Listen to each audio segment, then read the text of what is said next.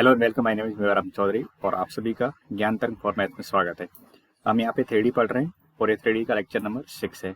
इस लेक्चर के अंदर हम बेसिकली प्लेन के रिलेटेड क्वेश्चन सॉल्व करने वाले हैं। जो भी थियोरेटिकल पार्ट था वो हमने पिछले लेक्चर के अंदर कवर कर लिया था, तो यहाँ पे आपको न्यूमेरिकल देखने को मिलेंगे। तो थियोरेटिकल पार्ट पिछले लेक्चर वाला अच्छे से कवर करके इस लेक्चर को देखेंगे तो आपको ज़्यादा अंडरस्टैंड होगा और बेसिक समझ में आएगा। अब देखिए, ये क्वेश्चन है। इस क्वेश्चन के अंदर हमें बोला गया कि एस एक कोई सेट है जो कि रियल वैल्यू लेमडा से बना है। अब एस की इंफॉर्मेशन के द्वारा दे रखा है एक प्लेन पास हो रहा है थ्रू द पॉइंट। यहाँ पे एक प्लेन पास हो रहा है इन पॉइंट से, ठीक है। तो यहाँ पे बोला गया plane passing through the point. तो यहाँ पे हमारे पास में 3 पॉइंट दिख रहे हैं कहीं पे आपको, ए, यहाँ पे ए, बी, एन, ये वाला C point, and also passes through the point, और इस पॉइंट से भी प्लेन पास हो रहा है, ठीक है। तो एक तरह से मैं कह सकता हूँ ये चारों पॉइंट जो मैं नाम दे रखे हैं ए बी सी डी, ये चारों पॉइंट कहाँ है, एक प्लेन के ऊपर लाई कर रहे हैं। इन 3 पॉइंट से जो प्लेन पास हो रहा है उसी के ऊपर ये डी पॉइंट लाई कर रहा है, ठीक है। तो हमें एस की वैल्यू फाइंड आउट करनी है। तो क्वेश्चन की इन्फॉर्मेशन को अगर हम देख पा रहे हैं अच्छे से, तो कैसे है कि आपके पास में कोई एक प्लेन है जो ये फर्स्ट 3 पॉइंट से पास हो रहा है और ये ऑल्सो पास कर रहा है 4th पॉइंट से। तो मैं एक तरह से कह सकता हूँ कि चारों पॉइंट ए बी सी और ए डी पॉइंट, ये चारों क्या कर रहे हैं, एक ही प्लेन के ऊपर लाई कर रहे हैं। एक ही प्लेन के ऊपर जब चारों पॉइंट लाई करते हैं तो हमने कोप्लेनर की कंडीशन पढ़ रखी है। अगर 4 पॉइंट मेरे एक ही प्लेन में लाई करते हैं तो हमने यहाँ पे कोप्लेनरिटी की क्या कंडीशन पढ़ रखी है।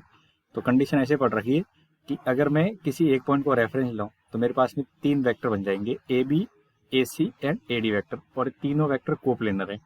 और जब 3 वेक्टर कोप्लेनर होते हैं तो आपको ध्यान हो तो हमने स्केलर ट्रिपल प्रोडक्ट के नाम का एक कॉन्सेप्ट पढ़ रखा है। A B, A C and A D का अगर बॉक्स प्रोडक्ट बनाया जाए या स्केलर ट्रिपल प्रोडक्ट बनाया जाए तो वो कितना होगा, 0 होगा। तो मैं इसी कॉन्सेप्ट को यहाँ पे अप्लाई करने वाला हूँ। तो इस कॉन्सेप्ट के लिए मुझे यहाँ पे जो पॉइंट दे रखे हैं, इन पॉइंट की मदद से अगर मैं लिखना चाहूँ तो मुझे वेक्टर की जरूरत तो पड़ेगी सबसे पहले। तो यहाँ पे सबसे पहले हम कौन सा वेक्टर लिखेंगे, ए बी वेक्टर लिख लेते हैं। तो ए बी वेक्टर लिखेंगे तो क्या आएगा बताओ। तो यहाँ पे आप देखोगे ए पॉइंट दिख रहा है, बी पॉइंट दिख रहा है, वेक्टर में लिखना अच्छे से आता है। तो 1 प्लस लेमडा स्क्वायर, ये आई कैप।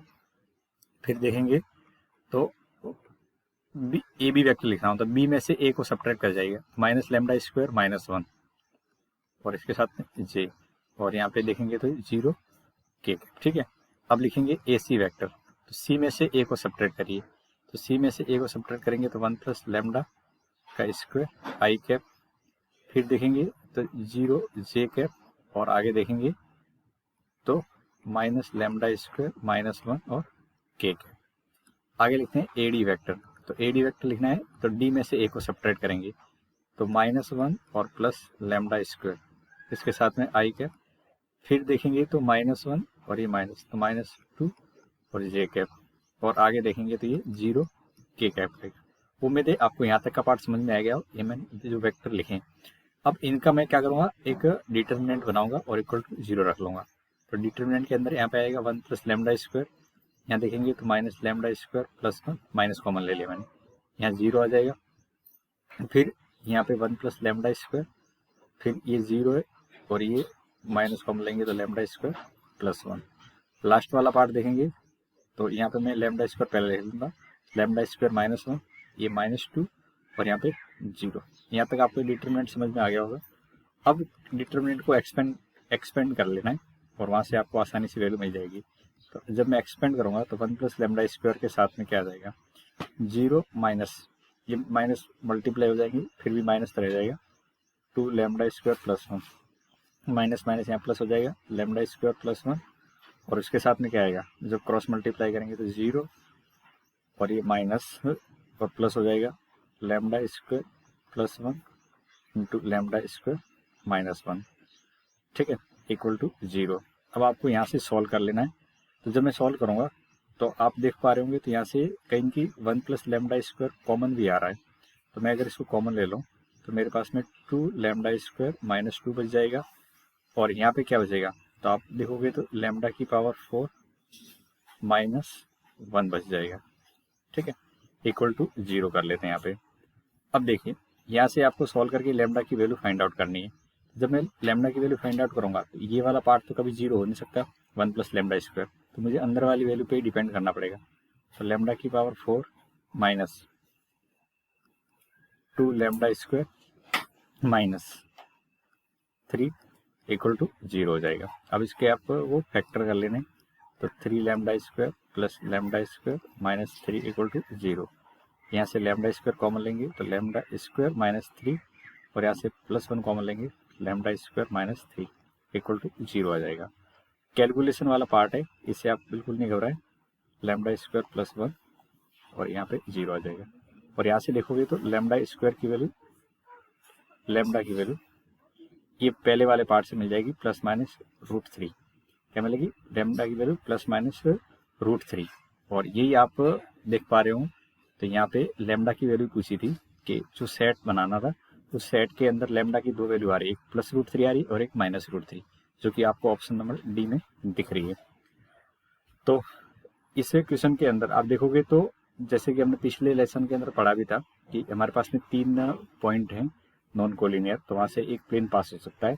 तो ऐसा भी हो सकता था कि आप यहाँ से जो कंडीशन निकालते, एक प्लेन की इक्वेशन निकालते, उसमें ये लास्ट वाला पॉइंट सेटिस्फाई कर लेते। लेकिन उससे पहले अगर आप कोप्लेनर की कंडीशन समझते हो अच्छे से, तो ये कोप्लेनरिटी किससे आपको अच्छे से समझ में आ गया होगा। चले आगे। अब देखिए इस क्वेश्चन की तरफ देखते हैं, और ये भी one of the best question है जिसके अंदर हमें काफी कुछ और समझने को मिलेगा। A plane passing through the point, इस पॉइंट से पास हो रहा है, and parallel to the line, और इन लाइन के पैरेलल है, आल्सो पासिंग थ्रू पॉइंट, तो किस और पॉइंट से पास होगा। तो बेसिकली इसमें हमें प्लेन की इक्वेशन अगर मिल जाए तो फाइनल ऑप्शन चेक करने पड़ेंगे। ठीक, तो पहले मैं चाहूंगा कि ये जो ऊपर की इन्फॉर्मेशन है उससे एक प्लेन की इक्वेशन मिल जाए।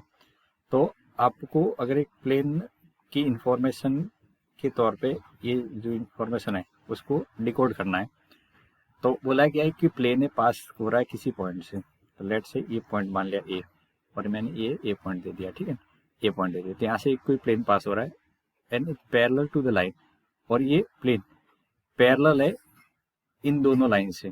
ठीक है, इन दोनों लाइन से पैरेलल है। आप खुद सोचिए, एक कोई प्लेन है वो दो गिवन लाइन से पैरेलल जा रहा है। ठीक है, तो मैं ऐसे कहूंगा कि मेरे पास में जो दो गिवन लाइन होगी, लेट से एक ये लाइन होगी और एक ये, अभी दोनों ये पैरेलल तो है नहीं। पैरेलल लाइन की पहचान हमें अच्छे से करनी आती है कि पैरेलल लाइन की पहचान में क्या होता है, अगर दोनों की डायरेक्शन रेशियो अगर एक जैसे है या प्रोपोर्शनल है तो हम बोलते हैं ये दोनों लाइन क्या है, पैरेलल है। बट यहाँ पे ऐसा कुछ है नहीं, दोनों की डायरेक्शन रेशियो अलग अलग है, तो ये दोनों लाइन क्या होगी, इंटरसेक्टिंग लाइन होगी। अब ये दोनों इंटरसेक्टिंग लाइन है, इन लाइन इंटरसेक्टिंग लाइन से भी एक प्लेन बनेगा। खुद समझ पा रहे हो, इनसे भी क्या बनता है, हमेशा दो इंटरसेक्टिंग लाइन अपने आप में क्या बनाती है, एक प्लेन तो जनरेट करती है। तो मुझे ये दो इंटरसेक्टिंग लाइन है, इनके प्लेन के पैरेलल कोई दूसरा प्लेन लिखना है, इनके प्लेन के जस्ट पैरेलल कोई दूसरा प्लेन लिखना है। तो आप समझ सकते हो जिस प्लेन में ये दोनों लाइन लाई कर रही है उसी के जस्ट पैरेलल मुझे दूसरा कोई प्लेन चाहिए। तो ऐसा समझ सकते हैं कि ऐसा कोई मैं प्लेन की यहाँ पे आपसे डिमांड कर रहा हूँ, जो कि यहाँ से ए पॉइंट से पास हो रहा है। ये वाला पार्ट हम यहाँ से रफ कर लेते हैं ताकि आपको अच्छे से अंडरस्टैंड हो सके। तो मेरे पास में दो लाइन है L1 और L2, और मुझे एक प्लेन पास या निकालना है जो ए पॉइंट से पास कर रहा है और इन दोनों लाइन के पैरेलल है। तो ऐसा एक प्लेन आपको ज्योमेट्रिकली इमेजिन हो रहा होगा। अब हम जानते हैं किसी प्लेन की इक्वेशन लिखनी है तो वहाँ पे एक तो पॉइंट पता होना चाहिए और एक उसकी नॉर्मल वेक्टर पता होना चाहिए। तो आप अगर इन दोनों लाइन की बात करें तो पहली वाली लाइन की डायरेक्शन B1 से मिलती है और दूसरी वाली लाइन की डायरेक्शन किससे मिलती है, B2 से। तो आप बताओ ये जो मेरे पास में दो गिवन लाइन है इसमें से पहली लाइन की डायरेक्शन क्या आएगी, जिसको अपन मैं B1 वेक्टर बोलता हूँ। तो पहली वाली लाइन की डायरेक्शन आ जाएगी 3i - j + 2k, यानी डायरेक्शन रेशियो से मैंने एक वेक्टर बना दिया, इसी को अपन क्या बोलेंगे, B1। और ऐसे मैं B2 वेक्टर लिखना चाहूँ तो B2 वेक्टर कितना आ जाएगा, i + 2j + 3k आ जाएगा। ठीक है, अब इन दोनों लाइन की जो डायरेक्शन है इसी का मैं अगर क्रॉस प्रोडक्ट ले लूँ, अब ध्यान से सुना, ये कॉन्सेप्ट है इस क्वेश्चन का। अगर इन दोनों का क्रॉस प्रोडक्ट ले लिया जाए तो क्रॉस प्रोडक्ट ले लेंगे तो क्या आएगी, इनके परपेंडिकुलर आएगा, और वो जो परपेंडिकुलर होगा वो इस प्लेन का भी क्या होगा, परपेंडिकुलर होगा। तो मुझे नॉर्मल अगर चाहिए, क्या चाहिए, नॉर्मल चाहिए, तो नॉर्मल कैसे मिलेगी, तो प्लेन की जो नॉर्मल होगी, नॉर्मल ऑफ प्लेन, वो कैसे मिलेगी? तो N vector is equal to हो जाएगा b1 क्रॉस b2। अगर आपको ये बात अच्छे से समझ में आ गई तो फिर इस क्वेश्चन में कुछ नहीं बचा है। आप दो लाइन के पैरेलल की बात कर रहे हैं, तो दोनों लाइन जिससे दो लाइन हमेशा एक प्लेन तो बनाएगी, इतनी बात आपको समझ में आ रही है। तो उस प्लेन के पैरेलल दूसरा प्लेन चाहिए, तो दो लाइन को कंटेन करने वाले प्लेन के पैरेलल दूसरा प्लेन चाहिए, तो उन दोनों लाइन की डायरेक्शन का जो क्रॉस प्रोडक्ट होगा उसी से मुझे क्या मिलेगा? उससे मुझे नॉर्मल वेक्टर मिल जाएगा। तो मैं यहाँ पे b1 और b2 अगर मुझे पता है तो मैं यहाँ से एन वेक्टर निकाल सकता हूँ। तो देखिए 3 -1 2 1 2 और 3। अब ये यहाँ पे जब आप क्रॉस प्रोडक्ट करोगे तो कितना हो जाएगा? -3 और -4। फिर जे के साथ लिखेंगे तो 9 -2 और के साथ देखेंगे तो के के साथ कितना आ जाएगा? 6 + 1। इसको आप देखोगे तो माइनस का 7i -7j और 7k आ जाएगा। ये आपका हो गया नॉर्मल वेक्टर आ जाएगा। ठीक है। अच्छा, पॉइंट कितना दे रखा है? ए वेक्टर क्या दे रखा है? ए वेक्टर जिस पॉइंट से ही पास हो रहा है, तो 4i -j + 2k। ठीक है। अब इक्वेशन ऑफ प्लेन लिखना हो, इक्वेशन ऑफ प्लेन, तो इक्वेशन ऑफ प्लेन हम कैसे लिखते हैं बताओ? तो आप दो तरीके से लिख सकते हैं, कार्टेशियन फॉर्म में लिख सकते हैं और वेक्टर फॉर्म में लिख सकते हैं। तो मैं यहाँ पे कार्टेशियन फॉर्म को ज़्यादा प्रीफर करता हूँ, क्योंकि आपको फाइनली पॉइंट भी चेक करना है। तो कार्टेशियन फॉर्म में इक्वेशन ये होती है z - z1 = 0। अच्छा बताओ, यहाँ पे ए बी सी कितने हैं? अगर मैं डायरेक्शन रेशियो की बात करूँ तो वही ए बी सी होते हैं। तो वो कितने मेरे? -7 -7 और +7। ठीक है। तो यहाँ पे मैं -7 रखूँगा, x -4, फिर देखेंगे तो b की वैल्यू -7, y +1 हो जाएगा। पॉइंट के कोऑर्डिनेट आपको दिख रहे हैं 4 -1 और 2 है। फिर यहाँ पे देखेंगे तो +7 और z -2 = 0। अब देखो यहाँ पे सब में से 7 कॉमन भी आ रहा है, तो मैं -7 अगर कॉमन ले लो, मेरे पास में -x -4 + y +1, मैंने -7 कॉमन लिया है। ठीक है, ऐसा हो जाएगा। अब इसे को अगर मैं सिंप्लीफाई करता हूँ तो x + y - z, और कॉन्स्टेंट पार्ट कितना हो गया? 4 और प्लस के 3 है, तो ये -1, तो =1 हो जाएगा। ठीक है। ये आपके पास में क्या आएगी? प्लेन की इक्वेशन आ गई, इक्वेशन ऑफ प्लेन ये आपके पास में आ चुकी है। जो मेरे पास में इन्फॉर्मेशन थी उस इन्फॉर्मेशन को मैं सॉल्व करूंगा तो मेरे पास प्लेन की इक्वेशन आ जाएगी। अब इस इक्वेशन में कौन सा ऑप्शन सेटिस्फाई हो रहा है? तो ऑप्शन चेक करोगे तो देखिए ये बी ऑप्शन ऑटोमेटिकली सेटिस्फाई हो रहा है, 1 + 1 -1 = 1 आता है, तो ऑप्शन बी सेटिस्फाई हो जाएगा। तो ऐसे क्वेश्चन आपके एग्जाम में देखने को मिलते हैं जिसके अंदर प्लेन की इक्वेशन लाने के बाद आपको ऑप्शन चेक करने पड़ते हैं। ठीक है। थोड़ा सा आगे बढ़ते हैं और कुछ एक्स्ट्रा पॉइंट पढ़ने की कोशिश करते हैं। तो आगे में पढ़ना है position of point with respect to plane. ठीक है। Position of point with respect to plane का मतलब ये बिल्कुल ऐसा ही कॉन्सेप्ट हमने कहाँ पढ़ा था? स्ट्रेट लाइन के अंदर पढ़ा था। तो स्ट्रेट लाइन में जो कॉन्सेप्ट वहाँ पे कंक्लूजन के तौर पे हमने देखा था, तो वो एज इट इज यहाँ पे काम में आएगा। तो देखिए, अगर कोई मेरे पास में प्लेन है और कोई पॉइंट है, तो वो हो सकता है वो प्लेन के ऊपर लाई कर जाए, हो सकता है वो प्लेन के एक साइड में हो। और अगर एक ही पॉइंट की बात करें और मेरे पास में अगर दो पॉइंट है, तो मैं दो पॉइंट के तौर पे बहुत सारी बातें बोल सकता हूँ। तो अगर कोई पॉइंट प्लेन के ऊपर लाई करता है, ठीक है, अगर कोई पॉइंट प्लेन के ऊपर लाई करता है तो वो प्लेन की इक्वेशन को सेटिस्फाई करेगा। इतनी तो कॉमन सेंस वाली बात है, हम जानते हैं। अगर कोई पॉइंट है प्लेन के एक साइड या दूसरी साइड में, तो यहाँ पे एक पॉइंट से हमें आइडिया नहीं मिलता है।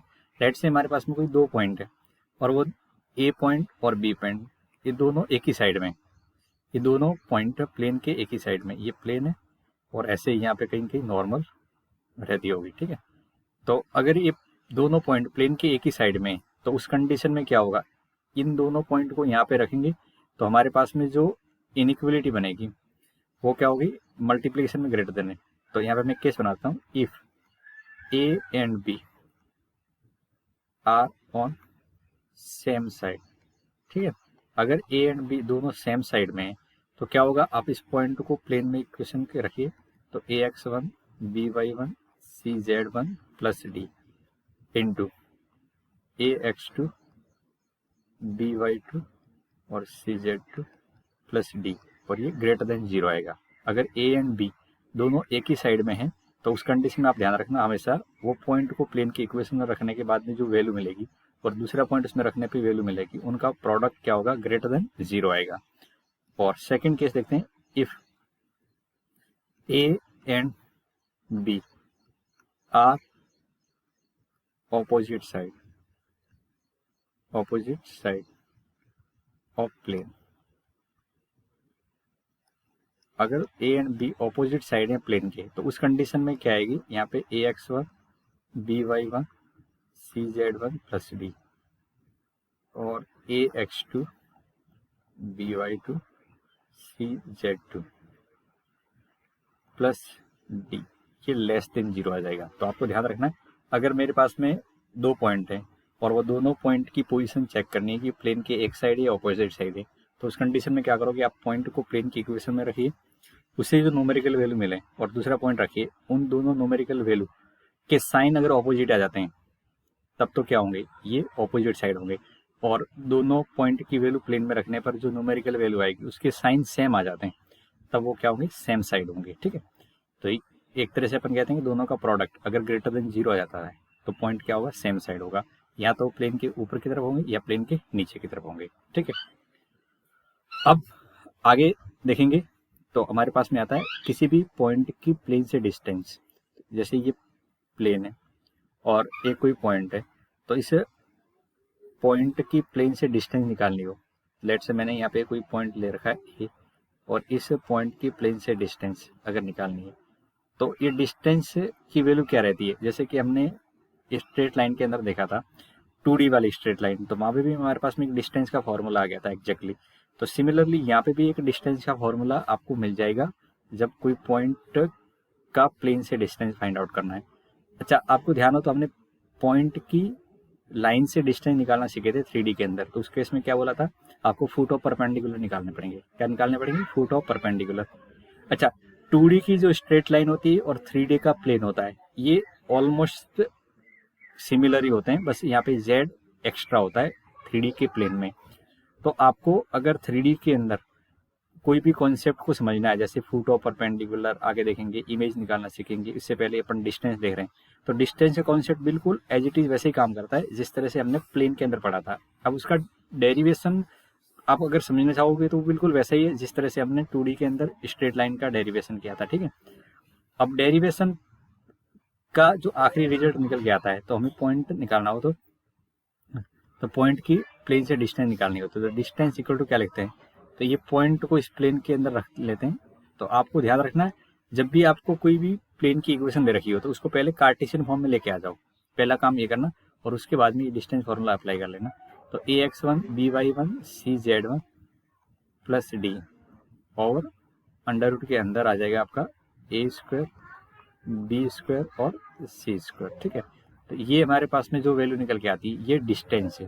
ठीक है, अब आपको पूछे डिस्टेंस फ्रॉम ओरिजिन, अगर डिस्टेंस फ्रॉम ओरिजिन की बात की जाए, डिस्टेंस फ्रॉम ओरिजिन, तो आपको ध्यान हो तो मैंने ओरिजिन वाले डिस्टेंस को एक प्रूफ भी करवाया था, लेकिन यहाँ पे आप इसे फॉर्मूले की मदद से देख सकते हो।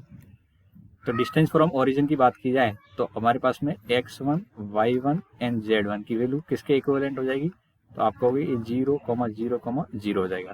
तो ये ऊपर वाले रिजल्ट में x1 y1 की और z1 की जगह मैं 0 पुट कर लेता हूँ, तो ओरिजिन से डिस्टेंस कितनी निकल के आ जाएगी, d अपॉन में a² b² प्लस c² के इक्वल टू निकल के आ जाएगी। ठीक है, तो आपको ओरिजिन से डिस्टेंस निकालनी है, जिस तरह से अपन स्ट्रेट लाइन के अंदर किसी भी लाइन की ओरिजिन से डिस्टेंस निकालती तो क्या लिखते थे, कॉन्स्टेंट अपॉन अंडर रूट के अंदर x का कोफिशिएंट का स्क्वायर प्लस y के कोफिशिएंट का स्क्वायर लिखते थे। तो सिमिलरली यहाँ पे भी डिस्टेंस फ्रॉम ओरिजिन की बात करेंगे तो d मतलब constant part, constant upon under root के अंदर x का कोफिशिएंट का स्क्वायर प्लस y के कोफिशिएंट का स्क्वायर प्लस z के कोफिशिएंट का स्क्वायर लिख लेना है। ठीक है, तो ये एज इट इज रिजल्ट वहीं पे आता है। और यही बात हमने नॉर्मल जब फॉर्म में प्लेन की इक्वेशन लिखते थे तो वहां पे भी डिस्कशन किया था कि ये परपेंडिकुलर डिस्टेंस होती है ओरिजिन से। ठीक है, तो ये आप डिस्टेंस का फॉर्मूला डायरेक्टली याद रखो, एज इट इज किसके, 2D की स्ट्रेट लाइन के जैसा ही है। अब 2D की स्ट्रेट लाइन के जैसा ही है तो आपको यहाँ से इसको अंडरस्टैंड करने में ज़्यादा दिक्कत भी नहीं आएगी, क्योंकि आप बस यहाँ पे एक एक्स्ट्रा z का कोफिशिएंट साथ में अटैच कर रहे हैं। ओके, अब आगे देखेंगे foot of perpendicular from A point on the line. तो किसी भी पॉइंट का प्लेन के ऊपर फुट ऑफ परपेंडिकुलर निकालना हो तो उसका मीनिंग क्या होता है। जैसे मान लीजिए मेरे पास में ये पी पॉइंट है, x1 y1 एंड z1 है, और इसका मुझे फुट ऑफ परपेंडिकुलर डालना है। तो ये प्लेन के ऊपर कहीं यहाँ दिखेगा, लेट से q। तो इसे के कोऑर्डिनेट अगर मुझे निकालने हो तो ये कोऑर्डिनेट कैसे निकालते हैं, ठीक है। तो ये आप, तो ये सिमिलर कॉन्सेप्ट अपन ने वहाँ पे भी पढ़ा था। देखो यहाँ पे अगर इसका प्रूफ की बात करें तो प्रूफ में थोड़ा सा आइडिया भी दे देता हूँ कि कैसे इसका प्रूफ होता है, ठीक है। तो पहले तो ये पॉइंट है, इस पॉइंट का फुट ऑफ परपेंडिकुलर प्लेन का मीनिंग समझ में आ रहा है। ये पॉइंट को मैं डाउन देखूं तो प्लेन के ऊपर मुझे कहीं कहीं दिखेगा, या मैं ऊपर से लाइट डालता हूँ, ठीक है। ऐसे यहाँ पे लाइट डालते हैं, ठीक है। तो आपको ये कहीं कहीं नीचे दिखेगा, तो नीचे ये प्लेन के ऊपर कहीं कहीं दिखेगा परपेंडिकुलरली डाउन में। तो वो पॉइंट के कोऑर्डिनेट निकालने, और उसी पॉइंट के कोऑर्डिनेट को हम क्या बोलते हैं, फुट ऑफ परपेंडिकुलर बोलते हैं। तो फुट ऑफ परपेंडिकुलर को निकालने का हमारे पास में एक शॉर्ट ट्रिक है, लेकिन शॉर्ट ट्रिक बनी कैसे, थोड़ा सा मैं उसका हिंट आपको दे देता हूँ। तो देखिए, जिस प्लेन के ऊपर मुझे परपेंडिकुलर या फुट ऑफ परपेंडिकुलर लेना है तो उसका इक्वेशन मुझे गिवन होगा, जैसे कि यहाँ पे दे रखा है ax plus B Y plus C plus D equal to 0। ये इक्वेशन आपको गिवन होगी, ठीक है। और ये गिवन होगा किस पॉइंट का मुझे फुट ऑफ परपेंडिकुलर लेना है। अब बताओ मुझे इस कॉन्सेप्ट को अगर मुझे डायरेक्टली बिना किसी शॉर्टकट के निकालना है बेसिक मेथड से, तो मैं क्या कहूँगा कि जिस साइड में या जिस लाइन P और Q को अगर मैं मिला दूं तो ये परपेंडिकुलर लाइन हो जाएगी प्लेन के। P Q क्या होगी, परपेंडिकुलर लाइन हो जाएगी प्लेन के। और हम जानते हैं कि प्लेन के परपेंडिकुलर नॉर्मल भी होती है। हम जानते हैं कि प्लेन के परपेंडिकुलर क्या होता है, नॉर्मल भी होती है। तो यहाँ से अगर आप देखना चाहो तो ऐसे ही प्लेन की नॉर्मल भी होगी, होगी नहीं होगी, इसी साइड में प्लेन की क्या होगी, नॉर्मल होगी। और इसी साइड में हमने क्या बना दिया है, इसी साइड में हमने ये बना दिया आपका फुट ऑफ परपेंडिकुलर और उस पॉइंट को मिलाने वाली लाइन है। तो आपको अगर मैं कहूँ पी क्यू की बात करें तो पी क्यू का इक्वेशन लिख सकते हैं क्या, इक्वेशन ऑफ पी क्यू लिख सकते हैं क्या, equation of P Q possible है या नहीं। तो आप कहोगे बिल्कुल सर पॉसिबल है, क्योंकि हमारे पास में इक्वेशन किसी भी लाइन की लिखने के लिए इक्वेशन ऑफ पी क्यू, यानी पी क्यू क्या है, एक लाइन है, ठीक है। तो किसी भी लाइन की इक्वेशन लिखने के लिए आपको पता होना चाहिए कि लाइन कहाँ से पास हो रही है और उसकी डायरेक्शन पता होनी चाहिए। तो यहाँ से आप देख के बताओ ये पी क्यू की डायरेक्शन किसके अलोंग है, नॉर्मल के अलोंग है नहीं, किसका नॉर्मल, प्लेन के नॉर्मल के अलोंग है। तो मुझे अगर पी क्यू की इक्वेशन लिखनी हो तो मैं आसानी से लिख सकता हूँ इक्वेशन ऑफ पी की एक्स माइनस x1, और डायरेक्शन में क्या आ जाएगा, प्लेन की डायरेक्शन। इन प्लेन के डायरेक्शन रेशियो काम में आ जाएंगे। तो प्लेन के डायरेक्शन रेशियो क्या है, ए बी और सी। इतनी बात समझ में आ रही है। तो x minus x1 upon a is equal to y minus y1 upon B equal to z minus z1 upon c. ये लाइन की इक्वेशन आ जाएगी। अगर लाइन की इक्वेशन आ गई तो आप बताओ मुझे क्यू पॉइंट अगर लिखना हो, क्या करना हो, क्यू पॉइंट लिखना हो तो लिख सकता हूँ मैं। अगर प्लेन की इक्वेशन आ गई तो मुझे यहाँ से अगर क्यू पॉइंट लिखना हो तो आप यहाँ से क्यू पॉइंट लिख सकते हैं। क्या आएगा Q point, a lambda plus x1, b lambda plus y1 आ जाएगा, और सी लैम्डा प्लस z1 आ जाएगा। ये क्यू पॉइंट आ जाएंगे। और ये क्यू पॉइंट किस में लाई करेंगे, क्यू पॉइंट लाई करेगा प्लेन में, Q point lies in plane.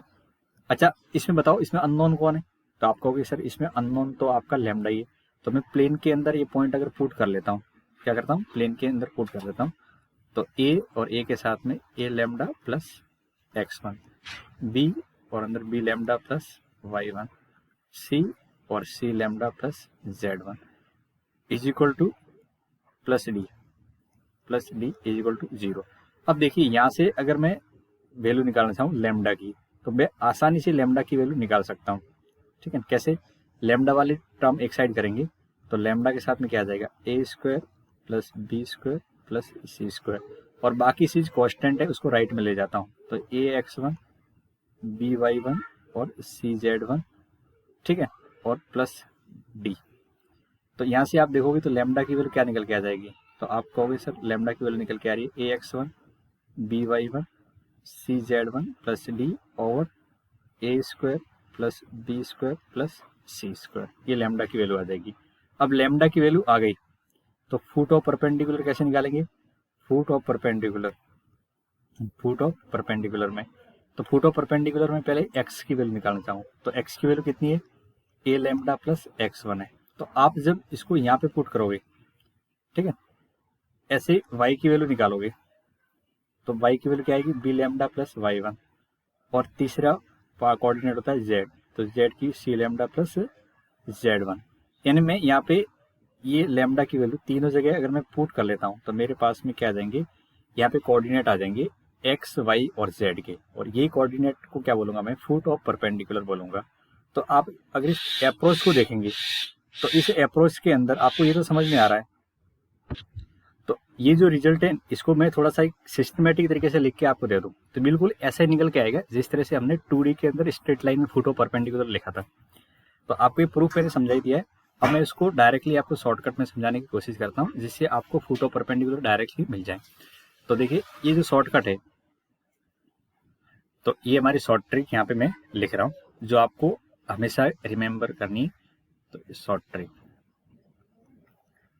अब शॉर्ट ट्रिक के अंदर क्या लिखना है, x माइनस x1, जैसा कि आप किस में लिखते थे, फुट ऑफ परपेंडिकुलर 2D के अंदर स्ट्रेट लाइन में पढ़ते थे। तो x minus x1 upon a, y minus y1 upon b, z minus z1 upon c is equal to minus time यहाँ पे ax1 by1 cz1 plus d over यहाँ पे डिवाइड में कितना आएगा, अंडर रूट के अंदर a square plus B square plus C square निकल के आता है। ठीक है, आपको कहीं की प्रूफ समझ में आ रहा होगा।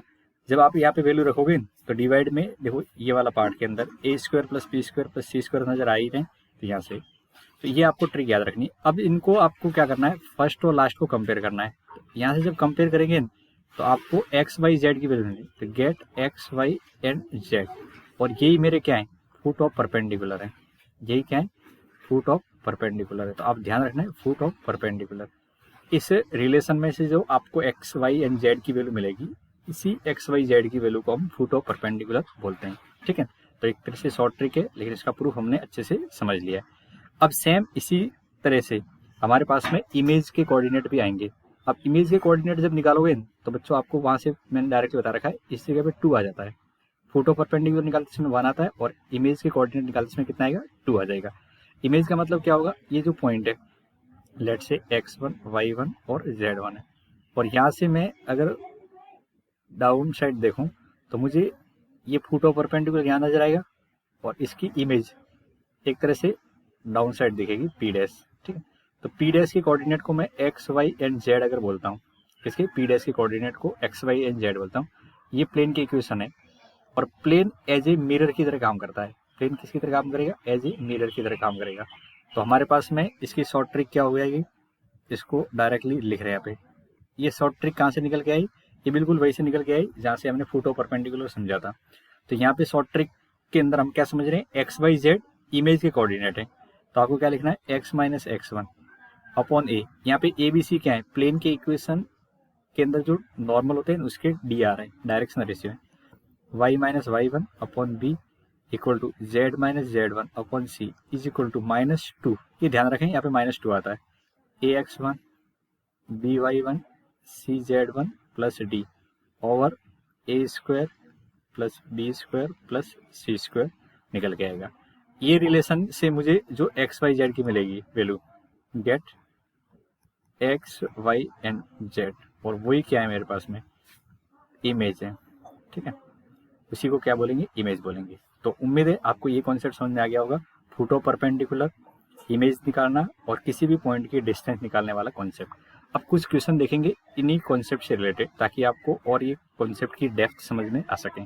ठीक है, अब देखिए हमें क्वेश्चन दे रखा है जो JEE 2017 का ही है। The distance of point from the plane passing through the point, इस पॉइंट से पास हो रही है, and having normal perpendicular to both. अच्छा, ये क्वेश्चन रैंडम क्वेश्चन है जिसका इमेज से कोई रिलेशन नहीं है, लेकिन यहाँ पे डिस्टेंस पूछ रहे हैं। ठीक है, तो पहले हमें प्लेन की इक्वेशन निकालनी पड़ेगी, फिर डिस्टेंस निकालेंगे। तो क्या करेंगे, पहले प्लेन तक की इंफॉर्मेशन ढूंढने की कोशिश करते हैं। तो distance of a point from the plane passing through the point, इस पॉइंट से पास हो रहा है, इस पॉइंट से तो डिस्टेंस निकालनी, लेकिन प्लेन कहाँ से पास हो रहा है। तो इतना सोचिए कि यहाँ से बाद वाली information, plane passing through the point और having normal perpendicular to both the line, जिसकी नॉर्मल इन दोनों लाइन के परपेंडिकुलर है। तो मैं यहाँ से बहुत आसानी से समझ सकता हूँ कि मुझे गिवन क्या है। तो आपको सर आपको गिवन है पॉइंट, पॉइंट गिवन है, जिसको अपन ए पॉइंट बोल देते हैं, और इसके कोऑर्डिनेट कितने हैं, 1, -1 और -1 है। इतना ठीक है, पॉइंट पता लग गया। और नॉर्मल क्या है, नॉर्मल जो मेरी है वो दो लाइन के परपेंडिकुलर है। तो जस्ट अभी थोड़ी देर पहले जो हमने क्वेश्चन किया था उसमें भी ऐसा ही था, L1 और L2 के परपेंडिकुलर लाइन जो हमने बोला था उसी को नॉर्मल बोलना था। तो यहाँ पे डायरेक्टली उन्होंने बोल दिया लाइन की नॉर्मल जो मेरी है वो इन दोनों लाइन के परपेंडिकुलर है। तो बताओ मेरा जो नॉर्मल वेक्टर होगा वो कैसे मिलेगा, तो आप कहोगे दोनों लाइन के डायरेक्शन का क्रॉस प्रोडक्ट ले लो।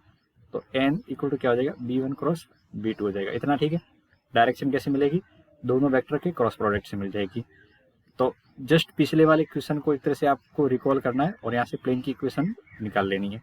तो मैं आई जे के यहाँ पे रख लेता हूँ, और प्लेन की जो लाइन है उनकी डायरेक्शन कितनी है, 1, -2 और 3। तो यहाँ पे 1, -2 और 3, ठीक है। और दूसरी लाइन की डायरेक्शन है 2, -1 एंड -1। इसको सॉल्व करेंगे तो आई के साथ में कितना मिलेगा, 2 + 3। जे के साथ में आ जाएगा आपका -1 और -6, और यहाँ पे के साथ देखेंगे तो कितना आ जाएगा, -1 और +4। इसको फर्दर सॉल्व करेंगे तो 5i कैप +7 जे कैप और +3 के कैप। ये मेरे पास में नॉर्मल वेक्टर आ चुका है। अब नॉर्मल वेक्टर आ चुका है तो बताओ ए बी सी की वैल्यू कितनी है। नॉर्मल वेक्टर के अंदर जो आई जे के कोफिशिएंट होते हैं इन्हीं को अपन क्या बोलते हैं, ए बी और सी बोलते हैं। तो 5, 7 और 3 है। अब बताओ अगर मैं आपसे कहूँ equation of plane, equation of plane लिख सकते हैं क्या, तो आपको मुझे पॉइंट तो पता है और डायरेक्शन रेशियो पता है नॉर्मल वेक्टर के, तो मैं प्लेन की इक्वेशन बहुत आसानी से अब यहाँ पे डिक्टेट कर सकता हूँ। तो प्लेन की इक्वेशन का formula x - x1 b y - y1 plus c z - z1 equal to 0। यहाँ पे ए बी सी की वैल्यू मैं पुट करूँगा तो 5 और x - 1 फिर 7 आएगा और y -7 इसलिए प्लस हो जाएगा, फिर 3z ये भी +1 हो जाएगा इक्वल टू 0। इसको प्रॉपरली लिखेंगे तो 5x 7y plus 3z। Constant part कितना हो जाएगा, -5 आएगा, इधर से +7 और ये +3 तो +10 -5 तो प्लस का 5 आ जाएगा, ठीक है। ये मेरे पास में आ गया प्लेन, इक्वेशन ऑफ प्लेन की आ गई। अब हमसे क्या पूछा है, डिस्टेंस पूछिए, कहाँ से, डिस्टेंस फ्रॉम पूछ रहे हैं आपके 1, 7 और 1, 3 और -7 से। Distance from 1, 3, -7। तो डिस्टेंस का फॉर्मूला हमने स्ट्रेट लाइन की जैसे ही याद किया था। तो ये पॉइंट को यहाँ रखेंगे तो 5 और x की जगह 1 रखेंगे, फिर 7 y की जगह 3 रख लेंगे, +3 z की जगह -7 रख लेंगे, +5 अपॉन में यहाँ पे डिस्टेंस निकाल रहे हैं तो अंडर रूट तो लगेगा ही। अंडर रूट के अंदर कितना आ जाएगा, 5 का स्क्वायर आएगा, 7 का स्क्वायर आ जाएगा और 3 का स्क्वायर आ जाएगा, राइट। इसको आप जब सॉल्व करोगे तो नोमिनेटर वाला पार्ट कितना आ जाएगा, 5 और ये 21 हो गया, ठीक। 21 और ये 21 है, कैंसिल आउट हो जाएंगे, 5 5 ये 10 हो जाएगा। तो नोमिनेटर में 10 आ जाएगा और डिनोमिनेटर के अंदर कितना आ जाएगा, 25 और 49 और 9। तो ये आपका हो गया 49 + 9 58, 58 और 25 83 हो जाएगा। कितना हो जाएगा, 83। तो 10 अपॉन अंडर रूट 83। ऑप्शन कोई दिख रहा है, हाँ बिल्कुल अपन को ऑप्शन दिख रहा है, ए ऑप्शन दिख रहा है। तो इस क्वेश्चन का आंसर क्या हो जाएगा, ए आंसर हो जाएगा। तो बिल्कुल एज इट इज है आपकी स्ट्रेट लाइन वाली कॉन्सेप्ट। हमको अगर प्लेन की इक्वेशन लिखने में आ जाती है तो फिर आगे अगर डिस्टेंस है, फुट ऑफ परपेंडिकुलर है, इमेज है, तो ये एज इट इज आपको 2D की स्ट्रेट लाइन के अकॉर्डिंग सॉल्व करना होता है, ठीक है। आगे बढ़ते हैं, एक क्वेश्चन और देखेंगे। Plane which is perpendicular to 2 plane, और आपसे पूछा है कि एक प्लेन है, इन दोनों प्लेन के परपेंडिकुलर है और इस जगह से पास हो रहा है। तो डिस्टेंस फ्रॉम द पॉइंट, इस पॉइंट से डिस्टेंस निकालनी है। तो आप इस क्वेश्चन को होमवर्क में ट्राई कर लेना, बिल्कुल एज इट इज है पिछले वाले क्वेश्चन की तरह। यहाँ पे आपको प्लेन की इक्वेशन दे रखी है कार्टेशियन फॉर्म में, ठीक है, और उसमें वेक्टर फॉर्म में दे रखी है। तो आपको इसमें प्लेन है, उधर स्ट्रेट लाइन थी, ठीक है, कोई दिक्कत नहीं। तो यहाँ पे दो प्लेन के परपेंडिकुलर की बात कर रहे हैं, तो हमें जो रिक्वायर्ड प्लेन है उसे प्लेन का नॉर्मल निकालना हो, तो दोनों प्लेन के परपेंडिकुलर की बात हो रही।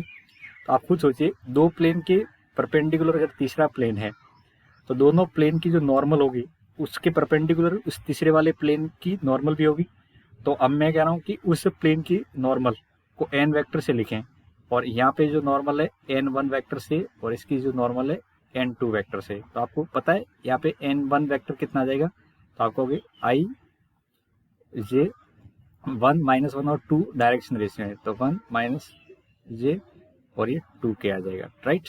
और यहाँ पे n1 वेक्टर लिखेंगे तो 3i कैप -2j कैप और +k कैप। तो यहाँ पे n1 और n2 आ गए। आप इन दोनों का क्रॉस करोगे, क्या करोगे, n1 और n2 दोनों वेक्टर का क्रॉस करोगे, तो यहाँ से आपको n1 वेक्टर n वेक्टर मिल जाएगा और ये आपका पॉइंट है। और आप खुद सोचिए किसी भी प्लेन की इक्वेशन चाहिए तो मुझे n वेक्टर और एक पॉइंट तो पता होना चाहिए। तो यहाँ से पॉइंट तो क्लियरली दे रखा है उन्होंने और नॉर्मल वेक्टर इन दोनों के क्रॉस प्रोडक्ट से मिल जाएगा। फिर आपको कैलकुलेशन करनी है और उस कैलकुलेशन के बाद प्लेन की इक्वेशन मिलेगी, उस प्लेन की 1, 2, 1 से डिस्टेंस फाइंड आउट करनी है। तो उम्मीद है आपको ये क्वेश्चन करने में आ जाएगा। अब आगे बढ़ते हैं और देखते हैं। देखिए इसमें भी डिस्टेंस का कहीं न कहीं कॉन्सेप्ट पे बेस्ड क्वेश्चन पूछा गया है, लेकिन हमेशा ध्यान रखना है इस क्वेश्चन की जो लैंग्वेज है ये थोड़ी सी अलग है और ये स्टार क्वेश्चन आप रखें आपकी अपकमिंग एग्जाम के लिए। इसमें पूछा distance of a point from the plane. अब इस पॉइंट की इस प्लेन से डिस्टेंस निकालनी है, लेकिन उन्होंने बोला है क्लियरली कि मेजर्ड अलोंग द लाइन, इस लाइन के अलोंग मेजर करनी है। अगर ये लाइन नहीं दे रहे होते तब तो मैं डायरेक्टली डिस्टेंस निकाल लेता डिस्टेंस फॉर्मूला से, ये पॉइंट इसमें रख लेना था जैसा कि डिस्टेंस निकालते हैं, लेकिन उन्होंने ये मेजर्ड अलोंग द लाइन बोला है। तो इसका मीनिंग क्या होता है, तो लेट से ये मेरे पास में कोई प्लेन है, जो ये गिवन प्लेन है, कौन सा वाला प्लेन, ये जो इक्वेशन है प्लेन ये आपको गिवन है, ठीक है, x - y + z = 5। अच्छा एक कोई पॉइंट है, तो लेट्स मैंने ये पॉइंट ले लिया, p पॉइंट है 1 - 5 और 9, ये पॉइंट दे दिया। अब इस पॉइंट की इस प्लेन से डिस्टेंस निकालनी है, इस पॉइंट की इस प्लेन से डिस्टेंस। तो आप देखने की कोशिश करना, आपको बहुत सारी डिस्टेंस दिखेगी यहाँ से। एक तो ये डिस्टेंस दिखेगी, मैं ऐसे भी कह सकता हूँ, ऐसे भी डिस्टेंस कह सकता हूँ, यानी एक तरह से आप प्लेन के साथ इसको ज्वाइन करोगे तो आपको सो मैनी डिस्टेंस यहाँ से नजर आएगी। इनमें एक डिस्टेंस ऐसी होती है जिसको अपन परपेंडिकुलर डिस्टेंस बोलते हैं। तो परपेंडिकुलर डिस्टेंस निकालने का फॉर्मूला हमारे पास में होता है, जिसको अपन डिस्टेंस फॉर्मूला निकाल देते हैं। लेकिन कभी कभी आपको डिस्टेंस बोलेंगे तो किसी के अलोंग पूछ लेंगे, तो यहाँ पे किसके अलोंग चाहिए, x = y = z, ये एक लाइन है, ये एक लाइन है, तो इस लाइन के अलोंग चाहिए। तो लेट से यहाँ पे ये कोई लाइन जा रही है, x = y = z, तो इस लाइन के अलोंग मुझे इस लाइन की डायरेक्शन में, इस लाइन की डायरेक्शन में इस पॉइंट से प्लेन की डिस्टेंस चाहिए। तो मैं यहाँ पे कलर चेंज करके रेड कलर में बना रहा हूँ, आप देखने की कोशिश करना। ये जो मेरे पास पर्पल लाइन, इसी के पैरेलल मुझे प्लेन से डिस्टेंस निकालनी है, तो ऐसे डिस्टेंस निकल के आएगी, ठीक है, ये दोनों पैरेलल हो जाएंगे। तो गिवन लाइन के पैरेलल इस पॉइंट की प्लेन से डिस्टेंस निकालनी है। तो आपको कौन सी डिस्टेंस लेनी है, मैंने जितने भी ये डॉटेड लाइन बनाई उसमें से ये रेड लाइन वाली डिस्टेंस चाहिए। अब आपको पता है अगर मुझे कभी डिस्टेंस निकालनी हो तो डिस्टेंस निकालने के लिए आपको दोनों एंड पॉइंट पता होना चाहिए। अगर आप डिस्टेंस फॉर्मूला अप्लाई नहीं कर सकते, ये परपेंडिकुलर डिस्टेंस वाला, परपेंडिकुलर डिस्टेंस के अलावा जितनी भी डिस्टेंस निकालनी हो तो उसमें आपको दोनों के एंड पॉइंट पता होना चाहिए। तो लेट से मैं ये पॉइंट मान लेता हूँ Q, तो कैसे भी करके मुझे Q अगर मिल जाए तो मेरा काम हो सकता है आसानी से। अगर Q पॉइंट मिल जाए मुझे कैसे भी करके, तो मैं आसानी से ये डिस्टेंस PQ निकाल सकता हूँ। अब खुद सोचिए, ये PQ अपने आप में एक लाइन है, अपने आप में क्या है, एक लाइन है, और PQ की जो डायरेक्शन होगी वो गिवन लाइन के पैरेलल है। तो इस PQ की डायरेक्शन रेशियो क्या होंगे, तो मैं यहाँ पे लिखूँ dr of PQ, तो आप बताओ कितने होंगे, तो आप कहोगे 1, 1, 1 होंगे, क्योंकि इसी के पैरेलल है। तो PQ के डायरेक्शन रेशियो 1, 1। अच्छा PQ पास कहाँ से हो रही है, तो आप कहोगे PQ पास हो रही है 1, -5, 9 से पास हो रही है। तो मैं यहाँ पे इक्वेशन ऑफ लाइन PQ लिखना चाहूँ तो लिख सकते हैं क्या, बिल्कुल आसानी से लिख सकते हैं, x - 1/1, y माइनस और माइनस है तो +5 हो जाएगा =1 और z -9/1, ठीक है। और ये लाइन की इक्वेशन है इसलिए =λ। अच्छा इस लाइन के ऊपर बहुत सारे पॉइंट होंगे जिसमें से एक पॉइंट Q है, तो क्या यहाँ से आप Q के कोऑर्डिनेट लिख सकते हो क्या, यहाँ से Q के कोऑर्डिनेट लिख सकते हैं। अच्छा लिखने से क्या होगा, अगर Q के कोऑर्डिनेट लिखेंगे तो लैम्डा के फॉर्म में आएंगे, और उस लैम्डा को निकालने के लिए मैं प्लेन की इक्वेशन को काम में ले सकता हूँ। मैं फिर रिपीट कर रहा हूँ, अगर मैं यहाँ से Q के पॉइंट लिखता हूँ तो Q के पॉइंट क्या आएंगे, λ+1, λ -5 और λ +9, ठीक है, ये Q के कोऑर्डिनेट आ गए। और ये क्यू के कोऑर्डिनेट किस में लाई कर रहे हैं, ये लाइज इन ए प्लेन, किस में लाई कर रहे हैं, प्लेन में लाई कर रहे हैं। तो प्लेन में लाई कर रहे हैं तो प्लेन का इक्वेशन इसको सेटिस्फाई करेगा। तो जैसे मैं इन कोऑर्डिनेट को, क्यू के कोऑर्डिनेट को प्लेन की इक्वेशन में रखूंगा तो यहाँ से मुझे लैम्डा की वैल्यू मिल जाएगी। लैम्डा की वैल्यू मिलने का मतलब मुझे क्यू के कोऑर्डिनेट मिल जाएंगे, और क्यू के कोऑर्डिनेट मिलने का मतलब मुझे पी क्यू की डिस्टेंस मिल जाएगी। तो मेरा नेक्स्ट अप्रोच समझ में आ रहा है, तो मुझे यहाँ से क्यू के कोऑर्डिनेट निकाल लेने। तो प्लेन की इक्वेशन में पुट करते हैं, तो प्लेन की इक्वेशन आपको दिख ही रही है, तो यहाँ पे पुट करेंगे तो ये प्लेन की इक्वेशन है, ठीक है। तो यहाँ पे पुट जैसे मैं करता हूँ, एक्स की जगह लैम्डा प्लस 1 आ जाएगा, माइनस वाई की जगह लैम्डा माइनस 5 प्लस जेड की जगह लैम्डा प्लस 9 इक्वल टू कितना है, 5 है। इसको जब आप सॉल्व करोगे तो लैम्डा से लैम्डा कैंसिल आउट हो रहा है और एक लैम्डा बच जाएगा, लैम्डा प्लस 6 और ये प्लस 9, तो कितना हो जाएगा यहाँ से, हाँ 5 से, तो लैम्डा प्लस 10 इक्वल टू 0। तो लैम्डा की वैल्यू कितनी आ जाएगी, माइनस का 10 आ जाएगा, ठीक है। अब लैम्डा की वैल्यू माइनस 10 आ गई, तो बताइए क्यू के कोऑर्डिनेट क्या हो जाएंगे। तो क्यू के कोऑर्डिनेट देखिए यहाँ पे, जैसे मैं माइनस 10 रखूंगा तो ये माइनस का 9 आ जाएगा, ये माइनस का 15 हो जाएगा और ये माइनस का 1 आ जाएगा। क्यू के कोऑर्डिनेट यहाँ से मिल जाएंगे। अब आपको क्या चाहिए था, इस क्वेश्चन में चाहिए क्या था, डिस्टेंस चाहिए थी, distance of a point from the plane, यानी डिस्टेंस अगर निकालनी है तो डिस्टेंस किसके बराबर होगी, डिस्टेंस की बात करें तो डिस्टेंस पी क्यू के बराबर होगी। अब देखिए आपके पास में पी पॉइंट है, क्यू पॉइंट हमने निकाल ही लिया है और ये पी पॉइंट, तो पी पॉइंट क्या था, 1 माइनस 5 और 9 था। तो मैं डिस्टेंस निकाल रहा हूँ तो नीचे जस्ट लिख लेता हूँ ताकि आपको डिस्टेंस लिखते समय कन्फ्यूजन नहीं हो। तो पी क्यू, ठीक है। अब डिस्टेंस लिखेंगे तो अंडर रूट के अंदर कितना आ जाएगा, 1 और माइनस 9, तो ये प्लस का 9 स्क्वायर, फिर क्या देखेंगे तो ये माइनस का 5 और माइनस, फिर देखेंगे तो 9 माइनस और माइनस से प्लस हो जाएगा, ठीक है। तो यहाँ पे देखोगे तो ये भी 10 का स्क्वायर है, यहाँ से भी 10 का स्क्वायर, इधर से 10 का स्क्वायर, तो 10 कॉमन आ जाएगा और अंदर √3 बच जाएगा, ठीक है। तो 10√3 यहाँ से ऑप्शन निकल के आ रहा है। तो उम्मीद है आपको ये मेजर कॉन्सेप्ट समझ में आ गया होगा। जब हमें कोई डिस्टेंस किसी लाइन के अलोंग पूछी जाए तो वहाँ पे उस लाइन के अलोंग हमें एक लाइन की इक्वेशन लिखनी है और उस लाइन के ऊपर एक रैंडम पॉइंट लेना है जो कि प्लेन की इक्वेशन को सेटिस्फाई करेगा, और प्लेन की इक्वेशन को सेटिस्फाई करेंगे इसका मतलब इसके अंदर अननोन पैरामीटर लैम्डा मिल जाएगा, ठीक है। अब आगे बढ़ते हैं और इमेज और फोटो परपेंडिकुलर के रिलेटेड कुछ क्वेश्चन सॉल्व करने की कोशिश करते हैं। तो ये भी अच्छा क्वेश्चन है, देखिए, if Q is the image of point P in the plane, यानी एक कोई प्लेन है और इस प्लेन के अंदर image of point P, P point की इमेज, जैसे पी पॉइंट मैंने मान लिया एक्स वाई और जेड, इस पी पॉइंट की प्लेन के अंदर इमेज आपको गिवन है क्यू के फॉर्म में कितनी है, 0 -1 और -3। अच्छा, इसका इक्वेशन भी आपको गिवन है 3x - y और z इक्वल टू 2, ठीक है। r is the point, r point clearly mention कर रखा है और फिर पूछा है ट्रायंगल पी क्यू आर का एरिया।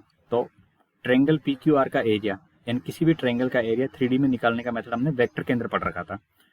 अब यहाँ पे आपको किसी ट्रायंगल का एरिया निकालना है तो उसके अंदर अननोन अभी क्या है, पी पॉइंट है। तो मैं पहला अप्रोच ये करूंगा मुझे पी के कोऑर्डिनेट मिल जाएं। तो आप खुद सोचिए, अगर पी पॉइंट का इमेज क्यू है तो मैं उल्टा भी तो बोल सकता हूँ कि क्यू का इमेज क्या होगा, पी होगा। तो मुझे अगर पी के कोऑर्डिनेट निकालने हैं तो सिंपली इमेज का कोऑर्डिनेट कॉन्सेप्ट लगाना पड़ेगा। फॉर कोऑर्डिनेट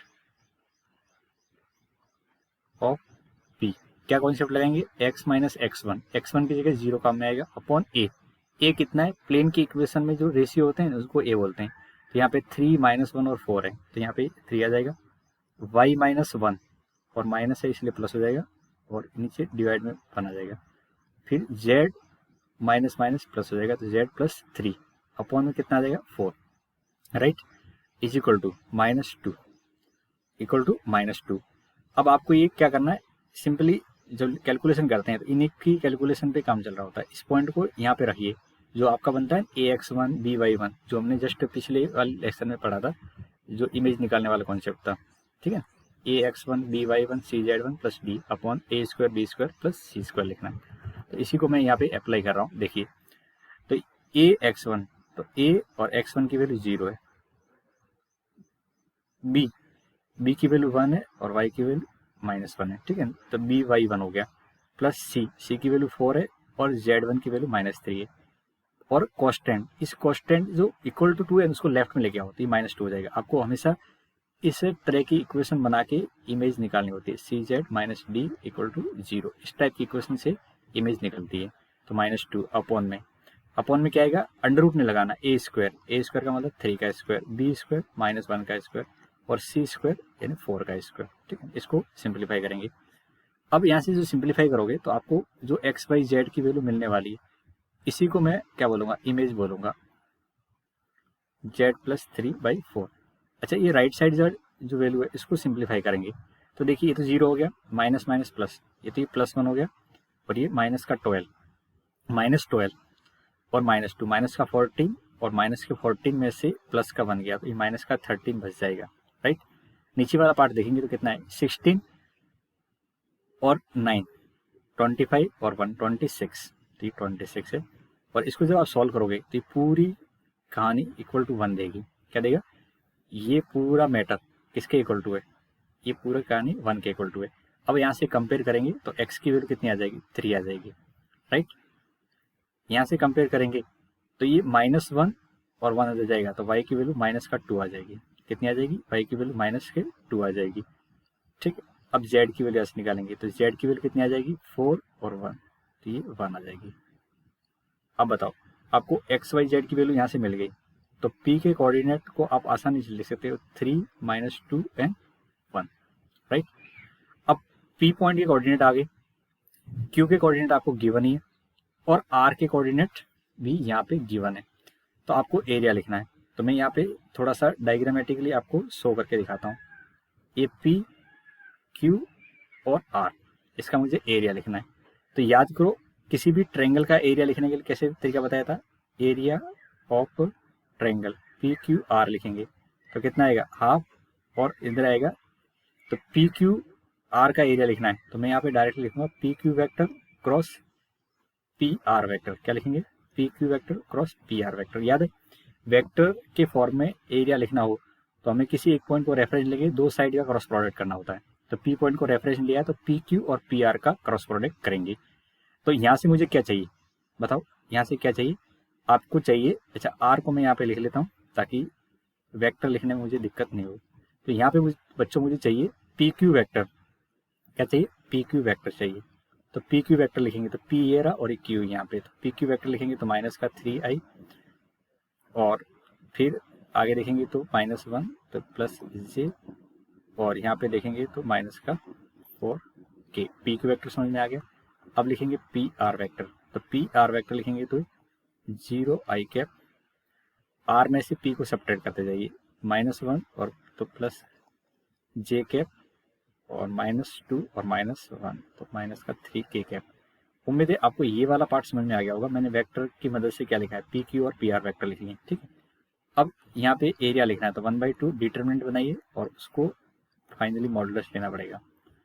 अब डिटरमिनेंट के अंदर क्या रखेंगे तो आपको -3, 1 और -4, यहाँ पे 0, 1 एंड -3 लिख लेंगे। तो 1/2 मॉडुलस के अंदर i के साथ में कितना आएगा तो -3 और +4, तो -3 और +4। फिर j लिखेंगे, j के साथ कितना आ जाएगा, ये 9 हो जाएगा और इधर से 0 और k के साथ देखेंगे तो k के साथ कितना आ जाएगा -3।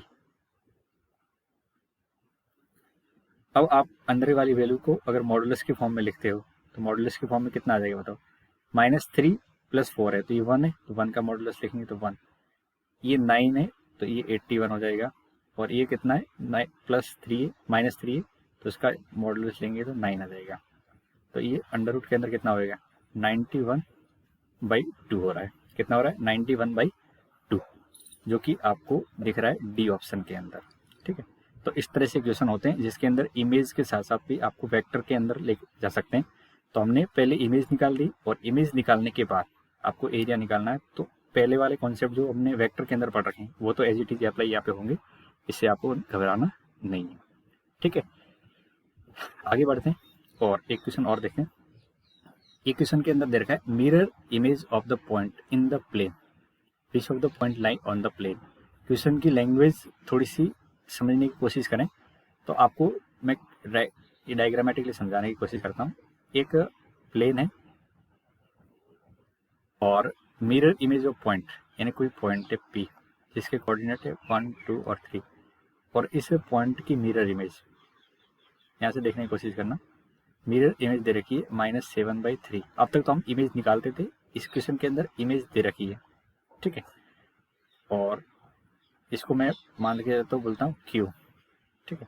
मिरर इमेज दे रखी है। अब मुझे पता करना है कि इस प्लेन के ऊपर कौन सा पॉइंट लाई कर रहा है। तो पहला काम तो क्या करना पड़ेगा, आपको प्लेन की इक्वेशन तो निकालनी पड़ेगी। तो हम सबसे पहले प्लेन की इक्वेशन निकालने की कोशिश करते हैं। तो आप खुद जानते हो प्लेन की इक्वेशन निकालने के लिए पॉइंट और नॉर्मल वेक्टर तो पता होना चाहिए। तो मैं यहाँ पे पॉइंट भी ढूंढने की कोशिश करूंगा और नॉर्मल वेक्टर भी ढूंढने की कोशिश करूंगा। तो पी क्यू का मिड पॉइंट कहाँ होगा, mid point of P Q ये प्लेन के ऊपर लाई करेगा, लाई ऑन प्लेन। कहाँ पे लाई करेगा, प्लेन के ऊपर लाई करेगा। तो मान के चलो मैंने इसको आर बोल दिया, तो बताओ आप आर का कोऑर्डिनेट ले सकते हो क्या, आपको हाँ बिल्कुल ले सकते हैं। दोनों को ऐड करके मिड पॉइंट, भाई जिस पॉइंट की इमेज निकालनी है तो उन दोनों का मिड पॉइंट तो प्लेन के ऊपर ही लाई करेगा। जितना प्लेन के ऊपर कोई पॉइंट है उतनी उससे नीचे इमेज बनती है। तो प्लेन एक तरह से क्या करता है, उन दोनों को ज्वाइन करने वाली लाइन को बाइसेक्ट करता है। और बाइसेक्ट का मतलब पी और क्यू का मिड पॉइंट आर अगर बोल रहा हूँ तो आर प्लेन के ऊपर ही लाई करेगा। तो मुझे आप यहाँ पे आर लिखना है, तो कैसे लिखूंगा, दोनों को ऐड करना है और मिड पॉइंट निकालना है। 2 3 -1/3/2 इसलिए लगाया कि मिड पॉइंट लिखना था। तो इसको लिखेंगे तो आर कितना आ जाएगा, देखो यहाँ पे सॉल्व करोगे तो 3 - 7 माइनस का 4/6, तो माइनस का 2/3 आ जाएगा, राइट। इसको लिखेंगे तो -6 + 6 हो जाए, 6 में से 4 गया तो 2 से 2 कट गया तो ये 1/3 आ जाएगा। फिर यहाँ देखेंगे तो ये 9 में से 1 गया तो 8/6 तो 4/3 हो जाएगा। तो आर समझ में आ गया।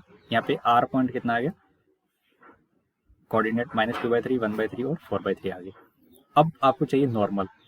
तो नॉर्मल क्या होगी, पहला पॉइंट हमने समझ लिया, तो नॉर्मल क्या होगी, तो normal of plane, normal of plane किसके अलोंग होगी, पी क्यू के अलोंग होगी। नॉर्मल किसके अलोंग होगी, पी क्यू के अलोंग होगी।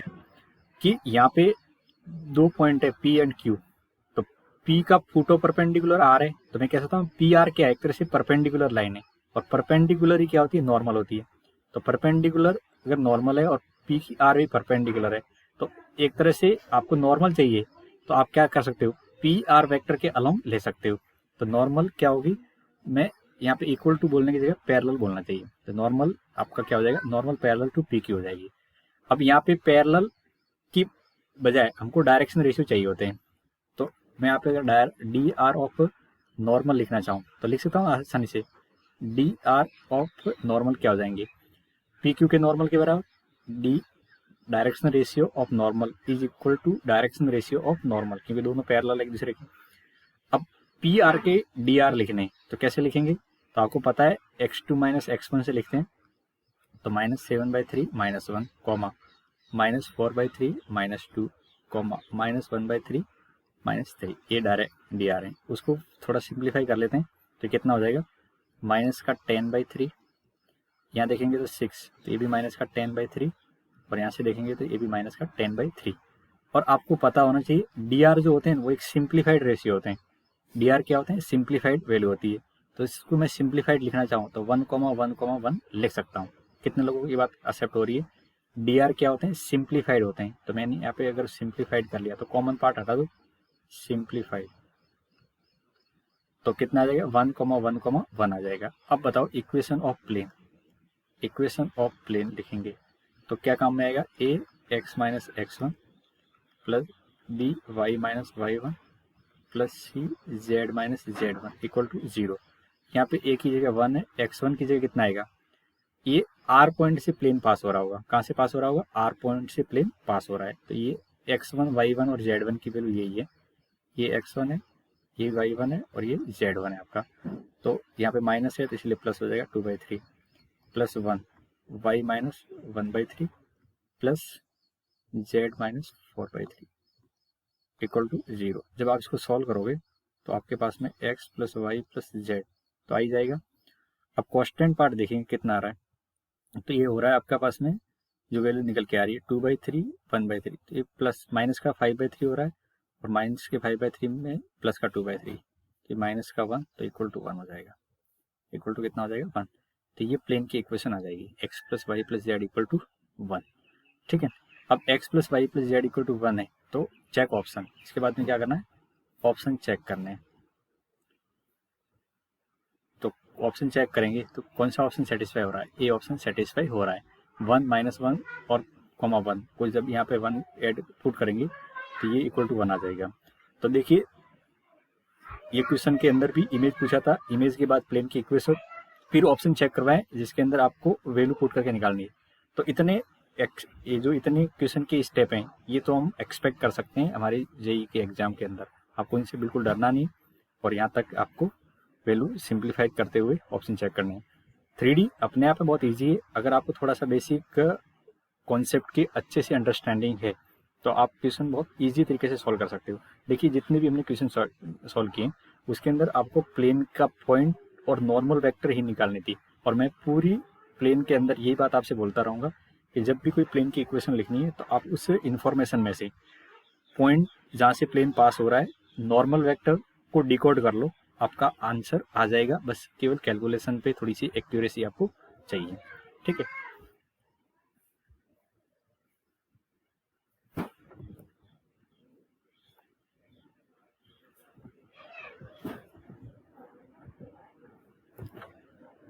अब देखिए नेक्स्ट क्लास के अंदर हमें जो पढ़ना है वो एंगल बिटवीन प्लेन के बारे में बात करेंगे। दो प्लेन दे रखे होंगे उनके बीच में एंगल कैसे फाइंड आउट करते हैं, जैसा कि हमने दो लाइन के बीच में एंगल निकालना सीखा था।